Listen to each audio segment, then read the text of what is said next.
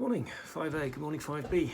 Right, I'm going to continue reading the next chapter of Howl's Moving Castle, which is chapter 18. You might remember in the last chapter that the moving castle has moved into Sophie's old house and they're reopening a flower shop.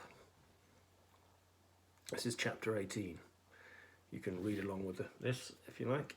Do a search for chapter 18 and a comma, then you'll find it. In which the Scarecrow and Miss Angorian reappear. They opened the flower shop the next day. As Howl pointed out, it could not have been simpler. Every morning, all they had to do was open the door with the knob purple down and go out into the swimming green haze to gather flowers. It soon became a routine. Sophie took a stick and her scissors and stumped about, chatting to her stick, using it to test the squashy ground or hook down sprays of high-up choice roses. Michael took an invention of his own which he was very proud of. It was a large tin tub with water in it which floated in the air and followed Michael wherever he went among the bushes. The dog man went too. He had a wonderful time rushing about the wet green lanes, chasing butterflies or trying to catch the tiny bright birds that fed on the flowers.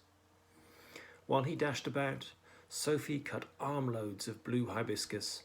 Michael loaded the bath with orchids, roses, starry white flowers, shiny vermilion ones, or anything that took his fancy. They all enjoyed this time.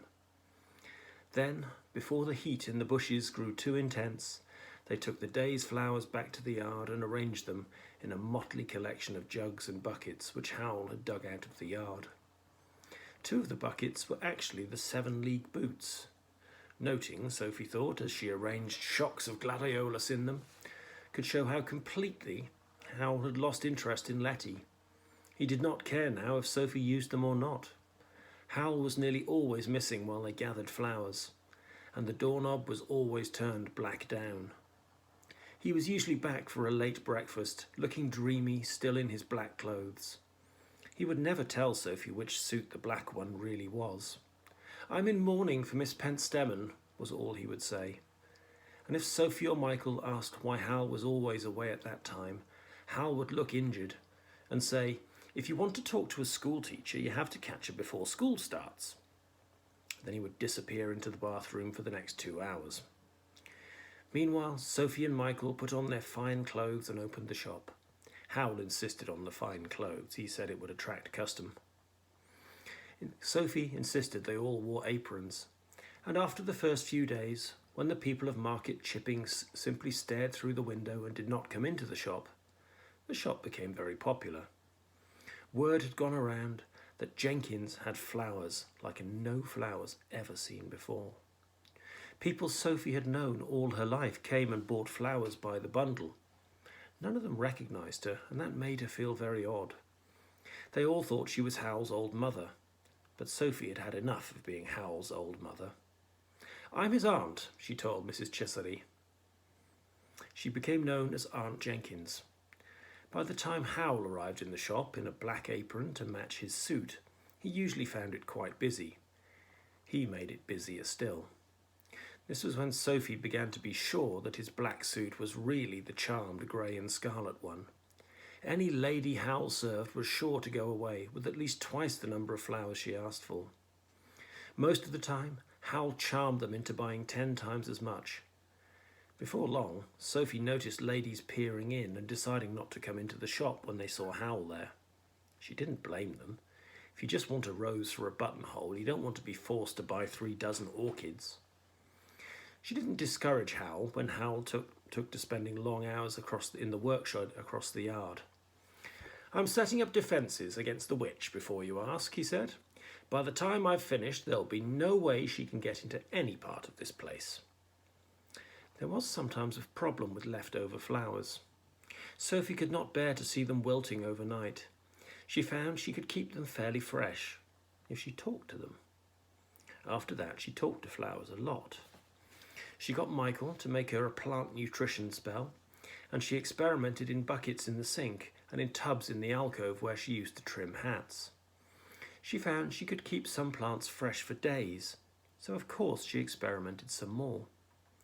She got the soot out of the yard and planted things in it, muttering busily. She grew a navy blue rose like that, which pleased her greatly. Its buds were coal black, and its flowers opened bluer and bluer until they became almost the same blue as calcifer. Sophie was so delighted with it that she took roosts from all the bags hanging on the beams and experimented with those. She told herself she'd never been happier in her life. This was not true. Something was wrong, and Sophie could not understand what. Sometimes she thought it was the way no one in Market Chipping recognised her. She did not dare go and see Martha, for fear Martha would not know her either. She did not dare tip the flowers out of the 7-league boots and go and see Letty for the same reason. She just couldn't bear either of her sisters to see her as an old woman. Michael went off with bunches of spare flowers to see Martha all the time. Sometimes Sophie thought that was what was the matter with her. Michael was so cheerful, and she was left on her own in the shop more and more often. But that did not seem to be quite it. Sophie enjoyed selling flowers on her own. Sometimes the trouble seemed to be Calcifer.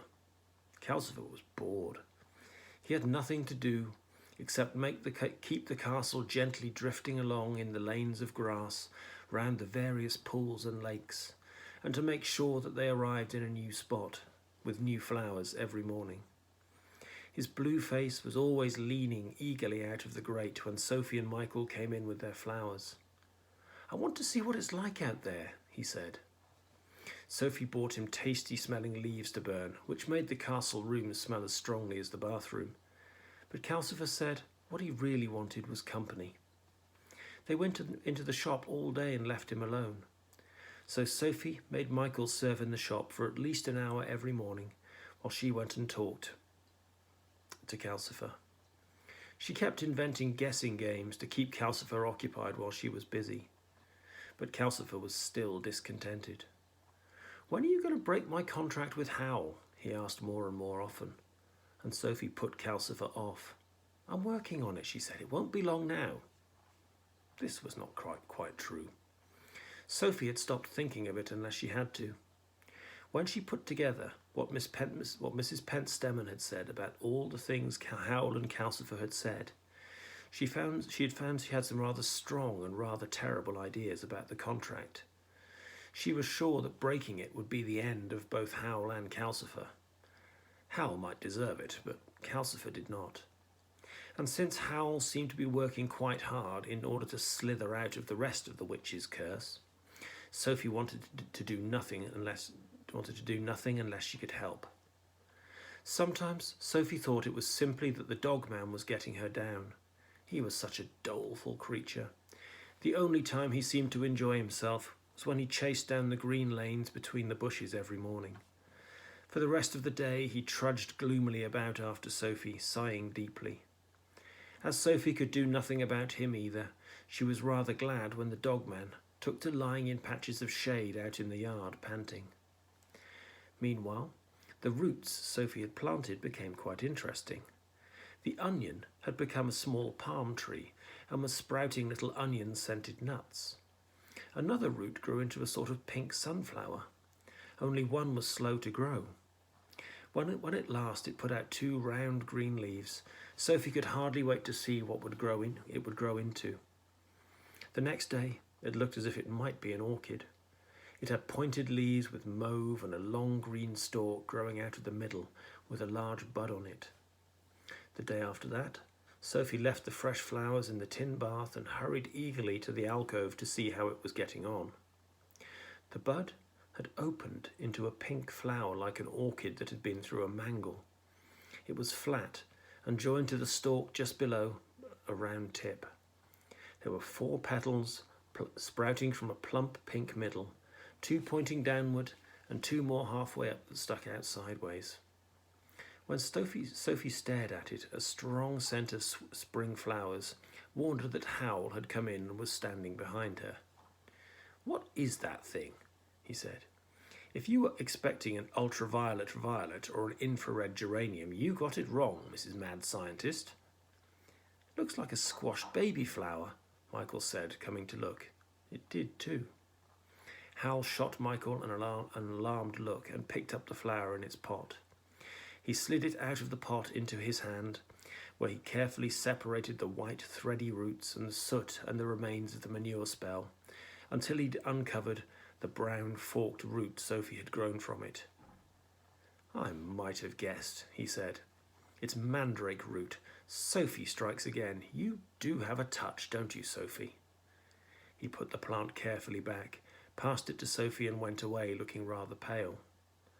So that was almost all the curse come true, Sophie thought as she went to arrange the fresh flowers in the shop window. The mandrake root had had a baby. That left only one more thing, the wind to advance an honest mind. If that meant Howl's mind had to be honest, Sophie thought, there was a chance the curse would never come true. She told herself it served Howl right anyway, for going courting Miss Angorian every morning in a charmed suit, but she still felt alarmed and guilty. She arranged a sheaf of white lilies in a 7-league boot. She crawled into the window just to get them just so, and she heard a regular clump, clump, clump from outside the street. It was not the sound of a horse. It was the sound of a stick hitting the stones. Sophie's heart was behaving oddly before she even dared look out of the window. There, sure enough, came the scarecrow, hopping slowly and purposefully down the centre of the street. The rags trailing from its outstretched arms were fewer and greyer, and the turnip of its face was withered into a look of determination, as if it had hopped ever since Howl hurled it away, until at last it hopped its way back. Sophie was not the only one to be scared. The few people about that early were running away from the scarecrow as hard as they could run. But the scarecrow took no notice and hopped on. Sophie hid her face from it. "We're not here," she told it in a fierce whisper. "You don't know we're here. You can't find us. Hop away fast." The clump, clump of the hopping stick slowed as the scarecrow neared the shop. Sophie wanted to scream for Howl, but all she seemed to be able to do was to go on repeating, "We're not here. Go away quickly." And the hopping speeded up, just as she told it to, and the scarecrow hopped its way past the shop and on through Market Chipping. Sophie thought she was going to come over queer, but she seemed to have just been holding her breath. She took a deep breath and felt shaky with relief. If the scarecrow came back, she could send it away again. Sophie had gone out when Michael went into the castle room. "He seemed awfully upset," Michael said. Sophie looked at the door. The knob was black down. Not that upset, she thought. Michael went out too to Chesary's that morning, as Sophie was alone in the shop. It was very hot. The flowers wilted in spite of the spells, and very few people seemed to want to buy any. What with this and the mandrake root and the scarecrow, all Sophie's feelings seemed to come to a head. She was downright miserable. "It may be the curse hovering to catch up with Howl," she sighed to the flowers, "but I think it's being the eldest, really. Look at me. I set out to seek my fortune, and I ended up exactly where I started, but old as the hills still." Here the dogman put his glossy red snout round the door to the yard and whined. Sophie sighed. Never an hour passed without that creature checking up on her. "Yes, I'm still here," she said. "Where did you expect me to be?" The dog came into the shop. He sat up and stretched his paws out stiffly in front of him. Sophie realised he was trying to turn into a man. Poor creature. She tried to be nice to him, because he was, after all, worse off than she was. "Try harder," she said. "Put your back into it. You can be a man if you want."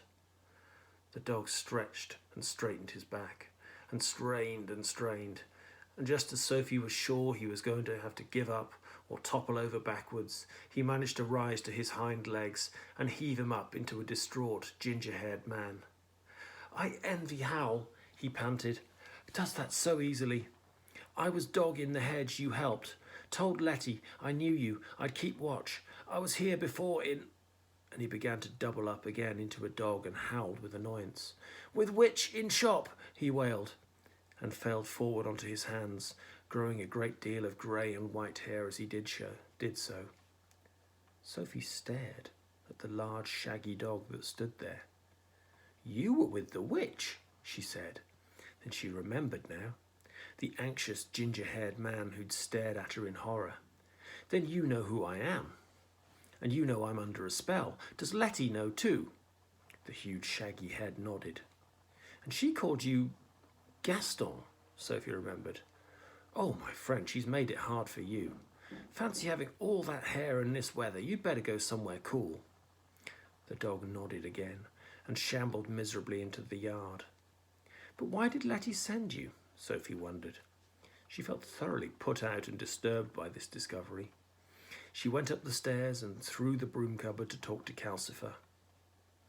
Calcifer was not much help. "It doesn't make any difference how many people know you're under a spell," he said. "It hasn't helped the dog much, has it?" "No, but—" Sophie began, but just then the castle door clicked and opened. Sophie and Calcifer looked.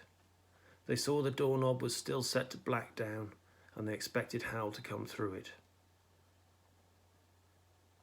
Excuse me a second.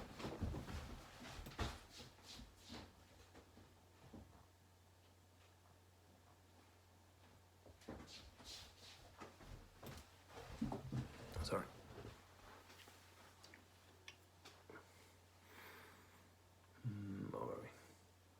It was hard to say which of them was more astonished when the person who slid rather cautiously around the door turned out to be Miss Angorian. Miss Angorian was equally astonished. "Oh, I beg your pardon," she said. "I thought Mr. Jenkins might be here." "He's out," Sophie said stiffly, and she wondered where Howl had gone, if not to see Miss Angorian. Miss Angorian let go of the door, which she'd been clutching in surprise. She left it swinging open on nothing and came pleadingly towards Sophie. Sophie found she had got up herself and come across the room. It seemed as if she was trying to block Miss Angorian off. "Please," said Miss Angorian, "don't tell Mr. Jenkins I was here. To tell you the truth, I only encouraged him in hope of getting news of my fiancé, Ben Sullivan, you know. I'm positive Ben disappeared to the same place Mr. Jenkins keeps disappearing to. Only Ben didn't come back." There's no Mr. Sullivan here," Sophie said, and she thought, "That's Wizard Solomon's name. I don't believe a word of it." "Oh, I know that," Miss Angorian said, "but this feels like the right place. Do you mind if I look around a little just to give myself some idea of the sort of life Ben's leading now?" And she hooked her sheet of black hair behind one ear and tried to walk further into the room. Sophie stood in the way. This forced Miss Angorian to tiptoe pleadingly away sideways towards the workbench. "How very quaint," she said, looking at the bottles and the jars. "What a quaint little town," she said, looking out of the window. "It's called Market Chipping," Sophie said, and she moved round and herded Miss Angorian back towards the door. "And what's up those stairs?" Miss Angorian asked, pointing to the open door to the stairs. "Howl's private room," Sophie said firmly, walking Miss Angorian away backwards. "What's through that other door?" Miss Angorian asked. "A flower shop," said Sophie. Nosy Parker, she thought. By this time, Miss Angorian either had to back into the chair or out through the door again. She stared at Calcifer in a vague, frowning way, as if she wasn't sure what she was seeing, and Calcifer simply stared back without saying a word. This made Sophie feel better about being so very unfriendly. Only people who understood Calcifer were really welcome in Howl's house. But now Miss Angorian made a dive round the chair and noticed Howl's guitar leaning in its corner. She snatched it up with a gasp and turned round, holding it to her chest possessively. "Ben had a guitar like this. It could be Ben's." I heard Howl bought it last winter," Sophie said, and she walked forward again, trying to scoop Miss Angorian out of her corner and through the door. "Something's happened to Ben," Miss Angorian said throbbingly. "He would never have parted from his guitar. Where is he? I know he can't be dead. I know in my heart if he were." Sophie wondered whether to tell Miss Angorian that the witch had caught Wizard Solomon. She looked across to see where the human skull was. She had half a mind to wave it in Miss Angorian's face and say it was Wizard Solomon's. But the skull was in the sink, hidden behind a bucket of spare ferns and lilies, and she knew that if she went over there, Miss Angorian would ooze out into the room again. Besides, it would be unkind. "May I take this guitar?" Miss Angorian said huskily, clutching it to her. "To remind me of Ben." The throb in Miss Angorian's voice annoyed Sophie. "No," she said. "There's no need to be so intense about it. You've no proof it was his." She hobbled close to Miss Angorian and seized the guitar by its neck. Miss Angorian stared at her over it with wide, anguished eyes. Sophie dragged. Miss Angorian hung on. The guitar gave out horrible, out-of-tune jangles. Sophie jerked it out of Miss Angorian's arms. "Don't be silly," she said. "You've no right to walk into people's castles and take their guitars. I've told you Mr. Sullivan's not here. Now go back to Wales. Go on." And she used the guitar to push Miss Angorian backward towards the open door. Miss Angorian backed into the nothingness until half of her vanished. "You're hard," she said reproachfully. "Yes, I am," said Sophie, and slammed the door on her. She turned the knob to orange down to prevent Miss Angorian coming back, and she dumped the guitar back in its corner with a firm twang. "And don't you tell Howl she was here," she said unreasonably to Calcifer. "I bet she came to see Howl. The rest was just a pack of lies. Wizard Sullivan was settled here years ago. He probably came to get away from her beastly throbbing voice." Calcifer chuckled. "I've never seen anyone got rid of so fast," he said. This made Sophie feel both unkind and guilty. After all, she herself had walked into the castle in much the same way, and been twice as nosy as Miss Angorian. "Ah!" she said. She stumped into the bathroom and stared at her withered old face in the mirrors. She picked up one of the packets labelled Skin and tossed it down again. Even young and fresh, she did not think her face compared particularly well with Miss Angorian's. "Ugh!" she said. "Ugh!" She hobbled rapidly back and seized ferns and lilies from the sink. She hobbled with them dripping to the shop, where she rammed them into a bucket of nutrition spell. "Be daffodils," she told them in a mad, croaking voice. "Be daffodils in June, you beastly things." The dogman put his shaggy face round the door. When he saw the mood Sophie was in, he backed out again hurriedly. When Michael came merrily in with a large pie a minute later, Sophie gave him such a glare that Michael instantly remembered a spell Howl had asked him to make and fled away to the broom cupboard. "Arr!" Sophie snarled after him. She bent over her bucket again. "Be daffodils! Be daffodils!" she croaked. It didn't make her feel any better that she knew it was a silly way to behave.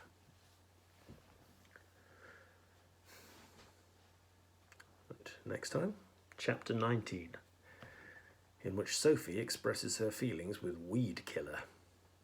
Oh dear. More next time.